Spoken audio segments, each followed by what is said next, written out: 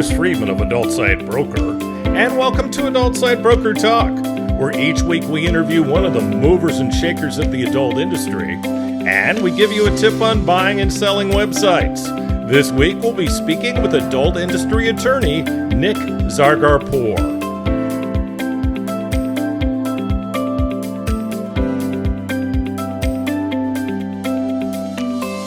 Just to let you know, I'll be at the upcoming shows in LA and Vegas. Next week, I'll be at XBiz in LA, and starting the 24th, the Adult Site Broker Roadshow moves on to Las Vegas for AVN and Internext. If you'd like to sit down and talk business, drop me a line on our contact page at adultsitebroker.com.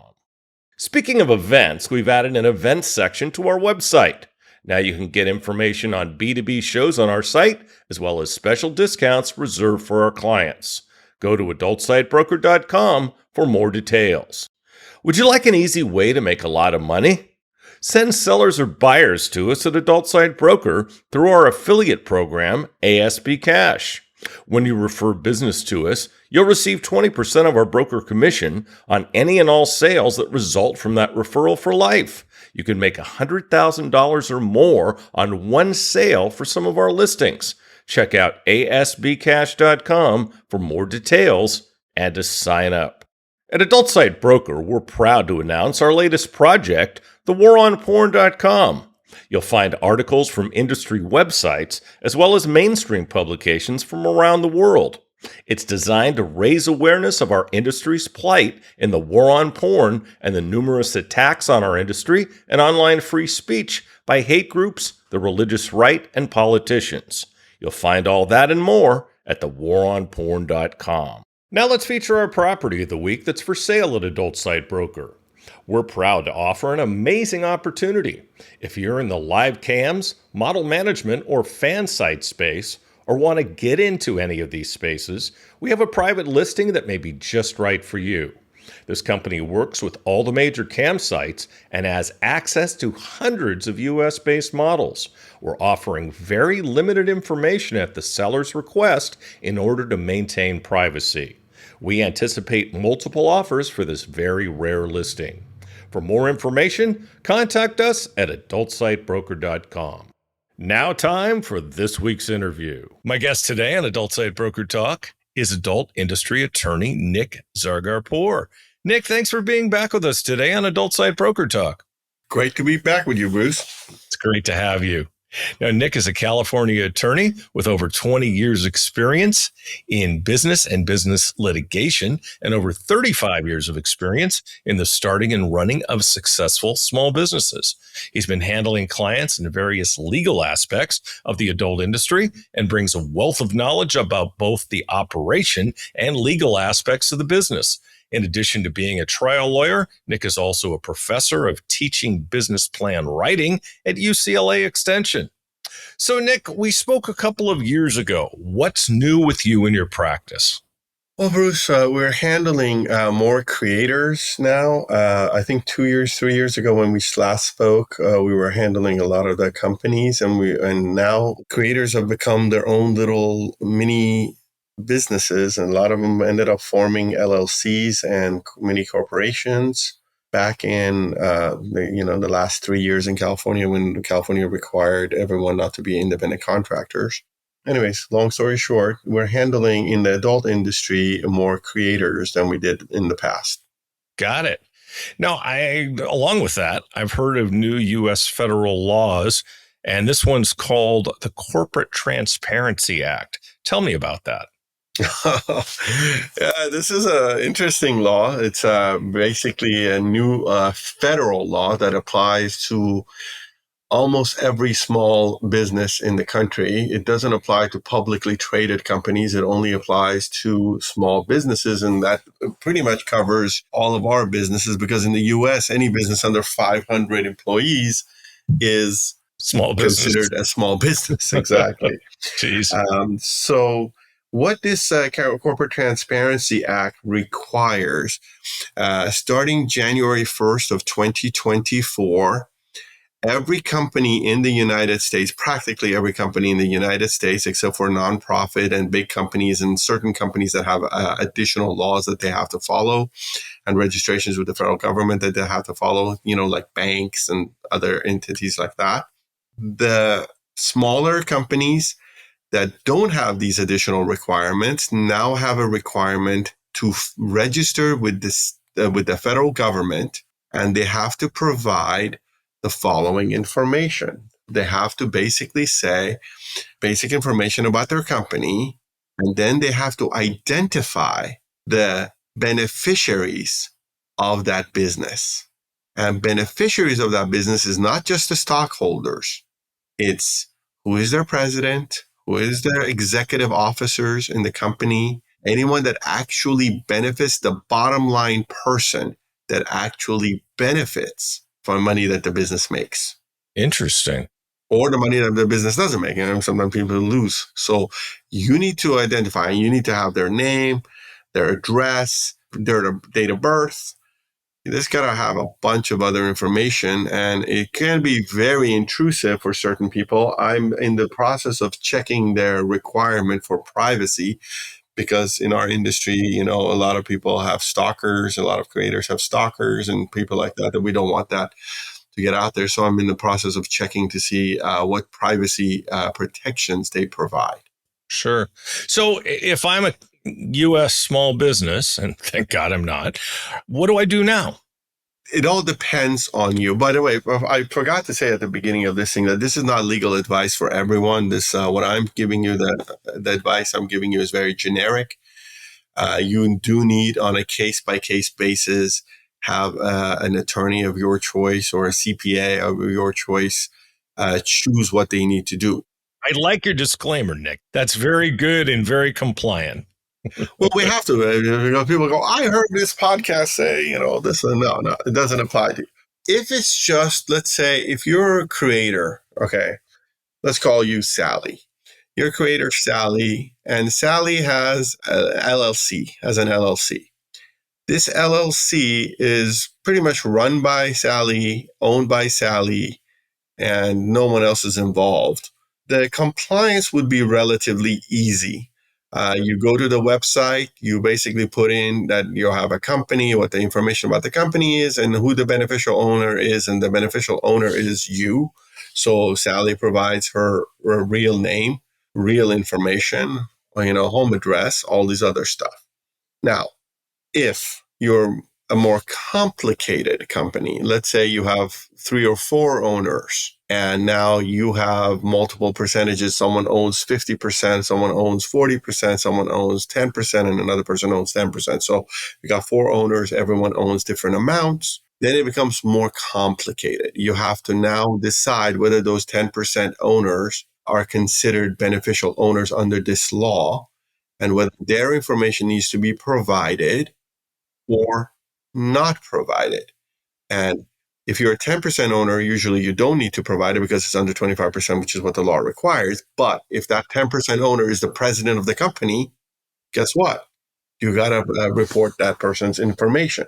And there's going to be a lot of people who are going to say, I don't want to provide them my home address and what companies I own. But unfortunately, it's not. And the penalties are $500 per day and 2 years prison time. Oh, okay. So why does this sound to me like an intrusive act that was pushed through by the IRS? Maybe because it is an intrusive act that was pushed through by the IRS, the DEA. There's a FinCom, or FinCon that is basically a financial branch of the government. That this law was passed in 2020. So it was passed during the Trump administration, and it basically is supposed to find out who the beneficial owners of companies are for various reasons. And I'm sure they can compare data between the IRS and themselves. My concern is not what they do on that end. My concern is I don't want Billy to get on a computer and be able to find out what Sally's real name is and Sally's home address is. That's what I really care about. Well, I mean, I would think that there's going to be no public database of this, right? I'm hoping so. Yeah, they said they were going to protect it in privacy, and it's only allowed. Access is only allowed by certain entities, but they didn't identify the entities. So I got to go dig deeper into that.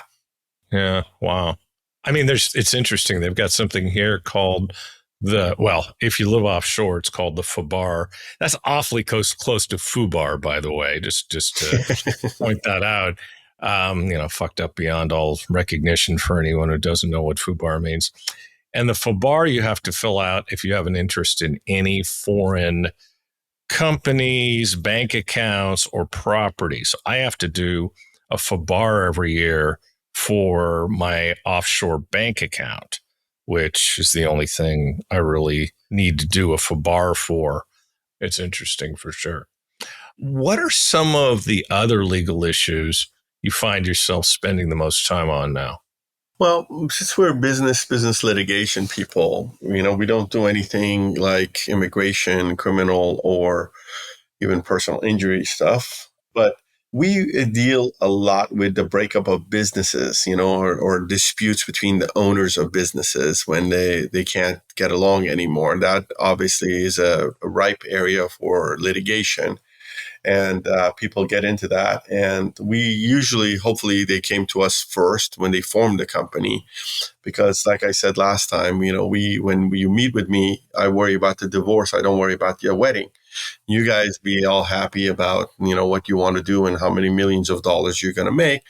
I'm basically writing agreements that when the partners or the owners of the business don't get along any further, how we can make sure that most of the stuff is already decided by the parties.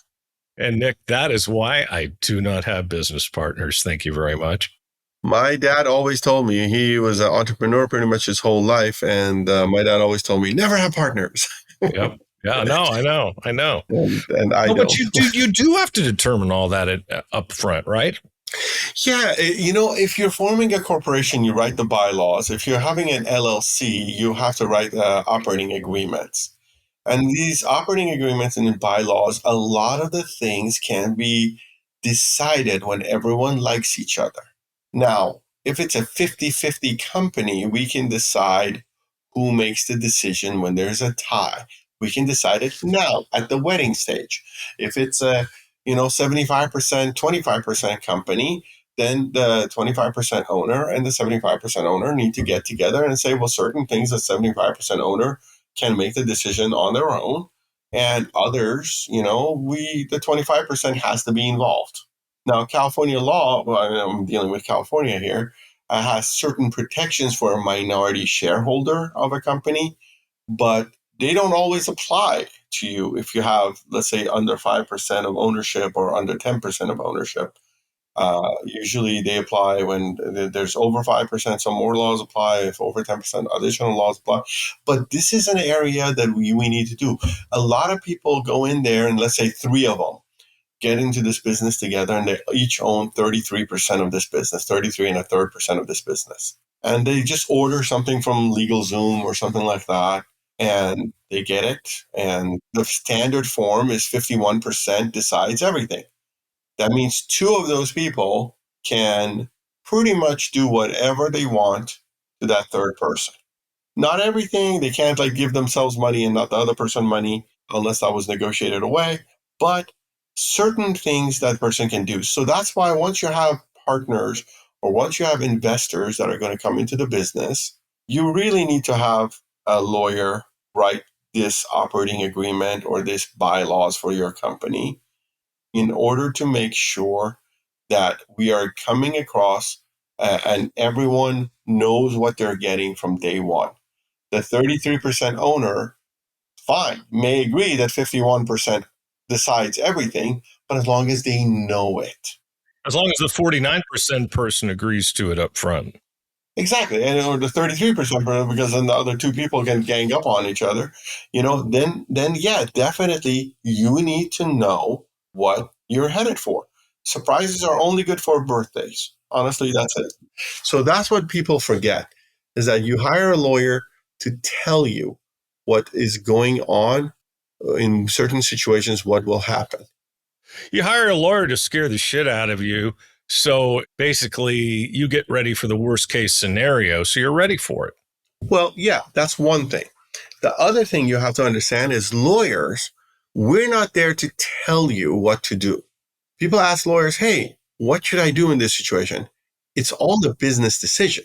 What the lawyer is supposed to do exactly is tell you what the ramifications are if you do it, and what the, if you do it the right way, or if you do it the way you think about doing it, what the benefits are, what the ramifications are, and you as a business person will decide what action to take depending on the level of risk you're willing to take. So if you're a risk taker and let me do whatever I want, then you do it. Then you just understand that this can be, people can say, I don't want to file anything with this Corporate Transparency Act. I don't want to file anything. I'm not going to tell them who the beneficial owner is. Fine, no problem. But you got a potential $500 per day and potential 2 years. In jail. I honestly believe, though, that they're not going to just throw everyone in jail unless there's additional crime. If they suspect you of other crimes, then they're going to add this to it. Because this is easy to prove. You either did it or you didn't do it. Yeah. Well, it's like so many other laws. It's like a lot of them never get enforced. And in this particular case, quite frankly, I think it's just a reason to be intrusive, to find out more about people so the tax man can cometh. And the DEA, don't forget, this is mainly passed as something that they want to find out if there's a business that they find that is doing drug dealing or is doing something illegal, then at that point they can come in there and say, well, the beneficial owner was Sally. And so, Sally, let's have a discussion. Where'd you get this money? Where did this $5 million come in that day? How did you make $5 million out of, running an OnlyFans site? Yeah, but you know what? Let's face it, okay? If somebody's selling drugs, they're not going to be stupid enough to put it through their bank account.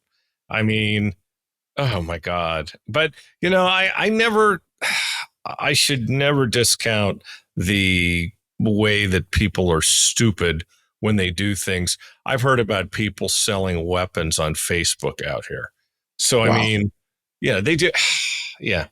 Yeah, people do all kinds of stuff that you can't, control. But again, it's all up to you, what level of risk you're willing to take. If you're okay, you report it, you're fine. By the way, I'm getting a lot of calls where people in the industry are having their bank accounts frozen and turned off because all of a sudden they're saying, oh, we can't verify where you're getting your money from. So stuff like this happens on a day-to-day basis. And financial discrimination is obviously a whole other matter. And the FSC and Sex Work SEO, or a CEO rather, did a big report on this. And, the FSC is doing a really nice job of dealing with it, which we all appreciate. We all should be members of FSC. I know I am. Yep. Either be a member, or if you have a business, you should be a sponsor. And we're actually working towards a sponsorship right now. So let's go back to the question you had. You asked other things. I told you about businesses, partnership disputes. Other things that we do, and that's a moving area of law right now, is we write privacy policies and terms and conditions for websites, because privacy policy laws in the U.S. are changing all the time. California just changed theirs again. It used to be the CCPA, now it's the CPRA. So those are some moving target right now. So we need to basically update your website's privacy policies and terms and conditions. You have to understand, anyone that has a website, your terms and conditions are the rules. They're the agreement you have with your users. That agreement that you have with your users should limit your liability as much as possible and force the user to come to the place of your business and save you costs, in that regard. So limit your liability and save you costs. So not only do you not get sued for millions of dollars because you didn't, just because something collapsed on the website, something didn't work the way it was supposed to work. And they say, oh, because I didn't get this result or this thing that I was looking for on your website, I got distraught. I was driving my car. I crashed my car. I caused $1 million in damage to myself. You put language in there that limits you. And please, everyone, I know everyone gets this great idea of, you know what? I'm just going to go cut and paste my competitors' terms and conditions.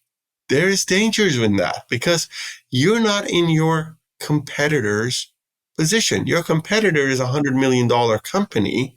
You are, let's say, less than $1 million in sales. The $100 million company can handle an attorney's fees clause that in case you lose, you have to pay the other side's attorney's fees. But you, with under $1 million, you may not be able to handle that. So you change the facts, you change the law. Everything's got to be written for you. And a lot of this comes down to what we talked about the first time. The adult industry is a business. A lot of people in the adult industry don't realize or don't want to acknowledge they're in business.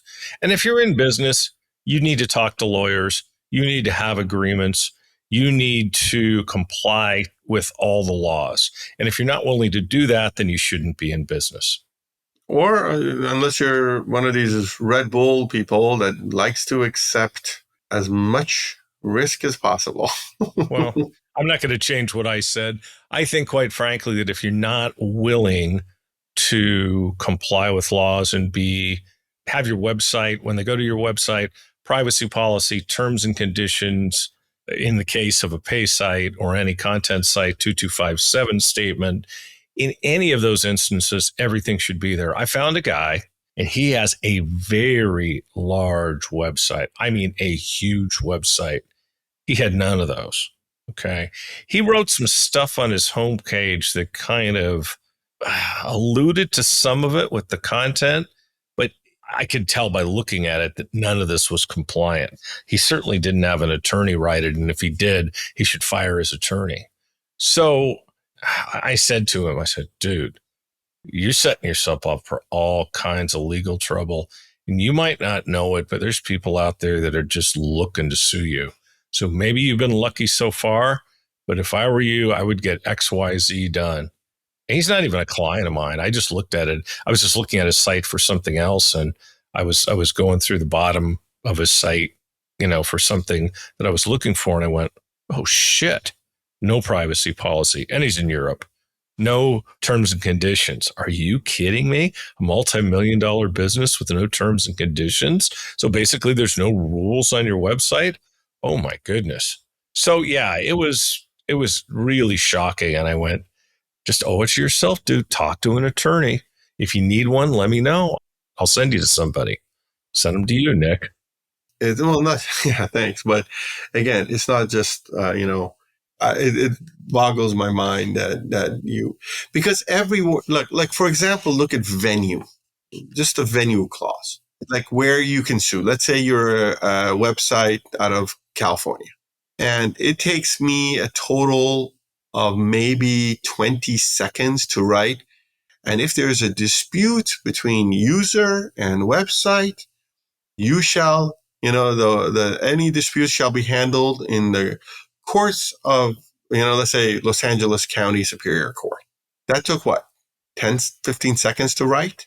That saves thousands and thousands of dollars. And a lot of time. Well, the time is money, paying your lawyer in order for me to not, you get sued in, let's say, Texas, then I have to file a motion in Texas, move this. How about if they're out here? How about if they're in Thailand? Yeah. How about if they're in the UK? I mean, can you imagine having to pay your attorney to go out there? No, not just your attorney. I mean, we have to hire local counsel in Thailand, but then you're paying two attorneys. And then the attorney in Thailand has to file something saying, no. This has to be filed in the US. And they say, well, why does it say that? And then if you have a terms and conditions at 15 seconds, you'll be in and out of court. So the lack of it is really setting yourself up for an expensive mess. Yeah, it just, again, 15 seconds of work saves thousands of dollars. So don't be penny wise, pound foolish. That's what happens with this website terms and conditions. And by the way, I see terms and conditions on websites that are different fonts. At what point do they refer to the website as website, and then other paragraphs switch to company, and other paragraphs switch to enterprise? And I can tell that they just cut and pasted it for 7 different websites. And I'm like, okay, this is doesn't make any sense. This doesn't make any sense. I mean, truth be known, when I first started in the industry, I copied and pasted terms and conditions, but all I had to do was have one legal dispute. And I think that one cost me $40,000. And I was like, okay, I need to hire a lawyer. Now, could I have hired a lawyer for under $40,000 to do my agreements? You're damn right I could have. And if I had had that agreement, I probably would have, between hiring the lawyer and what the guy owed me, I probably would have ended up netting $35,000. So you have, again, penny wise and pound foolish, Nick. I mean, God, people just, they don't get it. And you will have legal disputes. And the longer I'm in this game, I mean, there's going to be disputes. I now have disputes probably on the average every 3 months where somebody tries to get over on me. And I have to sit there and go, okay, is this one worth it? Is that one worth it? I got an example here. I had some websites I had listed. I mean, I had a buyer for it, right? And I didn't hear from the guy. And for a month and a half, the guy was completely ghosting me. I don't know if he was dead. I don't know what the deal was. Finally, he got in touch with me and he says, I'm not going to be selling my sites now. I found God. I went, oh, I didn't know he was lost. No, I didn't say that. Well, I kind of did under my breath. So wait, he doesn't want to sell it because he found God? He doesn't want to sell it. He wants to kill it now because he found Jesus. Now, look, I don't begrudge anybody for becoming religious or being religious, but I have to say that was probably the most odd reason for not selling their site. And all I could sit there and go was, Bruce, do you want to collect your commission? And my answer to myself was, nah, let him enjoy his time in church. But again, if you have a good agreement that is enforceable, that it will reduce your exposure, because a good agreement, a good terms and conditions will prevent, the wasted money of, like, having to file a motion somewhere to have the trial moved or the lawsuit moved. All of these things are there to save you things. But at the same time, even if you have a great agreement, sometimes you make a business decision that, you know what? I have an agreement. I can enforce it. I can make sure this guy pays me my commission or at least a portion of it. But I don't want to do that. Some things are just not worth it, or you don't feel good about. It's also about being a good person, and we try to do everything with integrity, and we call ourselves the ethical broker. And because of that, I got to live that way, right? We can't do it as a slogan and then just all of a sudden go, oh no, I'm going to do whatever the fuck I want because it's me. Not going to do that. I had a professor that said something that is politically incorrect, but it's so applicable. And I'm going to get in trouble for saying this. And he always said, and I think it's pretty mellow, but still I'm going to get in trouble for saying this, but he always used to say, integrity is like virginity. You lose it once. Well, hey, I'm going to use that. At the very least, I'll have a great story for the trade shows. You can just imagine. Looking forward to this in LA and Vegas in January. So let's move on here. In Miami, we talked about your work with creators, and we had a nice dinner, and thank you again for that. And we discussed that with one of your creators. And what are the differences between working with companies and working with creators? It's hard to distinguish between creators and companies because I've got some creators that are just amazing business people, that are organized, that are proactive, that make sure things are done the way they're supposed to be done. And I've got, like you said, $1 million website owner who should be proactive, should be organized, should be taking care of their, rear guard and making sure. And so it's kind of hard to say. And I have creators that are very, sloppy about the way they work. And I have business people that are sloppy in the way they work. It's the type of problems that they have that comes up that's a little different for creators than it is for companies. But creators are business people. They're business people. They have to think themselves as this is my business. This is my fiefdom. It's not just how much money I made today and how much money I spent today, but I have to make sure that the documentation is good. I have to make sure that I've got the test results possibly. I've done this. I've done the proper model release forms. I've done collaboration agreements. I've gotten all of those things done. That's what creators get in trouble with sometimes when they don't follow those things. And what they forget is that without getting those model release forms and all of these things, if tomorrow you decide on selling your content to a third party, you just took, let's say, a gold mine of content and turned it into junk because you can't sell it without proper model release forms. You can't sell it without having followed some of these rules and regulations. So that's the difference with creators. Creators also have some issues with, they have some more personal issues, like my Twitter account just got terminated. We just revived the 300,000 follower Twitter account. How'd you do that? Well, it took a while. I would say persistence worked. And we wrote a very detailed letter to X, not Twitter, excuse me. Yeah. We wrote it to X and to the right department with the proper citation to their, terms and conditions. We use their own terms and conditions to say this. And my client had made a mistake. And we fell on our sword on that mistake. And we said, yeah, at one point we did do this, but that only lasted a month and we fixed it. And then we got terminated 3 months later. Are you able to tell me what the mistake was? I'm trying to remember the facts. Okay, they had an intern come in or some, lower level person that came in, and the lower level person said, oh, I can get you more followers using this robot, software or something like that, that gives you more followers. And it took, X about 2-3 months to figure that out, and boom, and they got the axe. By the way, we don't know if that's why. We don't know why our client got terminated, okay? Because they never tell you. They don't tell you. We assumed when I went through all of the checklist of, did you do this? Did you do this? Did you do this? Did you do this? Oh, you did this. Okay, fine. We did a mea culpa on that one.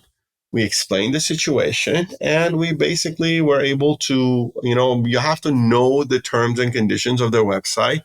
And with OnlyFans and Twitter and Insta, I know their terms and conditions. People go to some sites for the high it gives them from following people they want to follow and stuff like that. I go to the sites for their terms and conditions and their privacy policies. Like, ooh, lawyer porn. Oh, hell yes. But the bottom line on it is, if you have a dispute with a social media company, you really don't have a leg to stand on, right? What you really are hoping for is for them to take some pity on you and put you back on, right? I would say it feels like that, but the way we've approached it was in a more technical manner. It's not just, please reinstate me. Most of my business is, getting it through Twitter. What I'm saying is, though, let's say you sue them for financial loss. You can't do that. No, you can't sue them for financial loss. No. Can you sue them for anything? You can sue, and you can, in discovery, figure out why they got terminated. If I would have done that for this client and they had violated that area of law, that area of the terms and conditions, okay, and then what kind of a loss would I have had? Because even if that wasn't the reason why they terminated them, by the time we did discovery, they would have probably found out about what stuff we did that violated their terms and conditions. And these terms and conditions are written very broadly. And because of that, they would then point to that violation and say, yeah, I know we told you you violated A, but in reality, you violated Section H, and we still would have had the right to terminate you. So you still would have ended up in the same place. So what are you going to do now?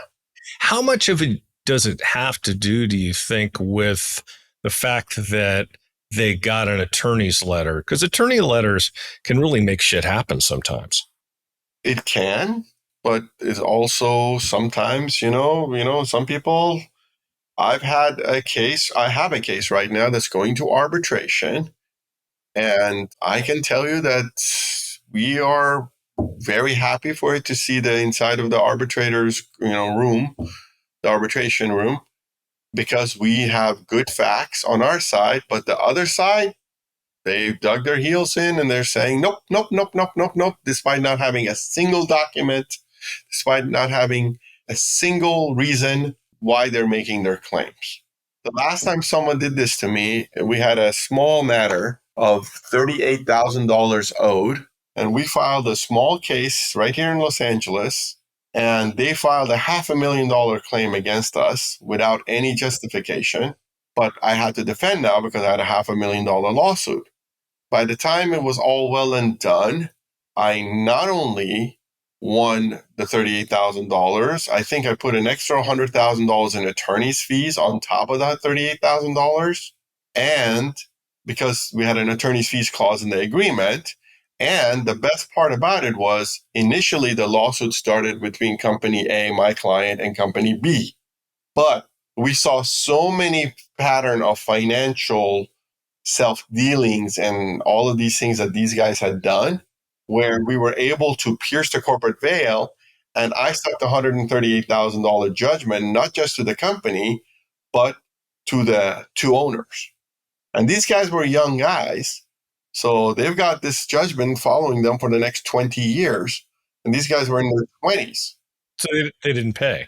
No, but they didn't. Well, hold on. If they didn't pay, it would have been basically stuck. I go to bring them in. I can do debtor's exam on them. I can, which I've done, where I've taken people's iPads away. I've taken watches away. I've taken cars away from them. Part of a settlement, we took, part of the retirement plan away. Trust me, this person, I don't feel any bad. I have no bad feelings about doing this to this person, because this person basically was a sister who made her own brother homeless. So I couldn't care less what she did. She basically went out of her way to harm my client, of which I represented the brother. Anyway, so these two young guys now are opening themselves to this kind of examination, this kind of work. And plus, if they buy a house in the next 20 years, we put a lien against that house. And in California, we're getting 10% interest, better interest than I can get out there. That's awesome. So, what are some legal issues related to creators you're seeing? Legal issues other than the ones we discussed, X, Twitter, Instagram, and OnlyFans getting terminated. We're also seeing all kinds of landlord-tenant disputes where the creators are tenants, and either the landlord finds out what they do and wants them out, or neighbors find out what my clients do and wants them out. And I had one situation where the landlord said my clients, who are two adult film stars, were making too much noise when they were having sex, as one of the reasons why they wanted them out. But we knew that it was because one of the neighbors found out what these guys do, and they were basically wanted to discriminate against my clients. Yeah, more than everybody else. I'm sure they do. Yeah, right. No, I turned to the landlord and I said, fine. Okay, we can prove there was no noise and any of these things, and it's not illegal, by the way, to have that. And you point the law to me that this is a problem and this is a continuous problem. And tell me, and I would love to go through every single one of your communications with that tenant, with the other tenant, and all these other stuff, and all your internal things. And once I did all of that, they withdrew their notice. Of course they did. It's ridiculous. What else? God. A lot of issues with other content collaborators. For example, I had a dispute that got very nasty wherein a creator and her boyfriend were making content with another female. And basically, they agreed to put the item up for a certain price point in their respective accounts. And the girl decided, the independent girls decided on doing it on her own, like, and putting it at a lower price. And they said, well, why are you putting it at a lower price than your normal price? Because, it's creating, a problem for us because everyone sees that we're selling it for more than you are, things like that. But that being said, the girl then started making accusations. The independent girl started making accusations against the boyfriend and against this. So I'm now having to, before I represent anyone, because I do not represent anyone that's been accused of such actions, I was watching all the videos and all their pictures pre and post content creation just to see what has happened, what actually happened. Because again, I did not want to represent someone that was accused of that kind of, I always say, crime. And I found out that it didn't seem to me that there was anything untowards. Everything was done with authorization and with the proper paperwork. And luckily, and this is what I advise all creators to do, and all companies, all production companies, you have to have a camera. Go buy a GoPro, put it in, maybe not in the highest definition setting, but the second highest definition setting, maybe 1080p. Put a nice long chip in there, like a 2 terabyte chip in there, plug it into the power cord, put it on a stand, and put it on set from the moment the first person shows up to the moment the last person leaves. And this is really good because you see what the interactions are. I have a client of mine who goes even one step further. And this, aside from having that camera, my client gives everyone on set that's not in front of the camera a personal body cam to wear. They wear these body cam, and then if anyone says this person said this to me or I didn't like the way this person talked to me, now we have video. Boy, everybody's becoming a cop. It's amazing. It's unfortunately protection, for yourself. If you have something that gets rid of the problem right then and there, the cost of what? 7 body cams prevents accusations, ridiculous accusations. And they actually had a situation where someone made a ridiculous accusation against someone else, and they had the camera. And the camera showed that this person didn't do what they said the person accused them of, was not even close to what they accused them of. And we had the video, and we said, you want to go see the video? We're absolutely more than happy to provide the video to you, but none of what you said happened. Yeah. Well, I think it's necessary in the post Ron Jeremy era. I think that there have been issues ongoing, not a lot, but isolated issues here and there. And I think it's always been important that people are able to prove that there is nothing going on, and putting a still camera at the back of the room. Many of the people I know do that. And I think that's fantastic. It has to be kind of centered where you can see everyone. But that being said, what's the cost to you? At most, 5 body cams nowadays will cost you maybe $2,000, the long-term ones. At most, you buy a nice, I have a, GoPro knockoff, I guess I would call it a knockoff, which is a small camera. Like, I bought it for $70 on Amazon and works magnificently. Great quality, great everything, long battery life. Everything about it is fantastic. And what's wrong with that? Just buy these things, but give it to people and then, sleep easy at night. Exactly. That's what it all comes down to, Nick. Bruce, if you think about it, Shakespeare, every play that he wrote, when he wanted to talk about someone that was tortured soul because of something they had done wrong, it was always lack of sleep. That's the key to life. My broker tip today is part 4 of what to do to make your site more valuable for when you decide to sell it later. Last week, we talked about keeping your site up to date and making sure everything works. Next, find new ways to monetize your website, such as sell advertising. If you've got a free site like a tube, that's the best way to monetize your site. If you have a tube, another way to make more money is to sell premium memberships. Offer free users one level of content, and for premium users, you can do things like give them higher quality or longer videos or both. You can also make the site ad-free for premium members. Start an affiliate program. If you have a pay site, this is a great way to increase your quality of traffic and get more joins. With all sites, you can figure out other upgrades and products you can sell to your users. Pay sites can also sell pay-per-view, where people have the option of paying by the scene for content they can't get on the site. This is also another way to charge users as opposed to a monthly fee. Sell them other products like toys and novelties. Market your business. Do things to improve your search engine results. There are some great SEO consultants out there who can help you get higher search rankings in Google. If you want some recommendations, contact us on our site. List all the benefits of your site and your marketing and how they affect the user. And of course, hire a great marketing consulting firm such as Adult B2B Marketing, which we also happen to own. We'll talk about this subject more next week. And next week, we'll be speaking again with Nick Zargarpour in part 2 of our interview. And that's it for this week's Adult Site Broker Talk. I'd once again like to thank my guest, Nick Zargarpour. Talk to you again next week on Adult Site Broker Talk. I'm Bruce Friedman.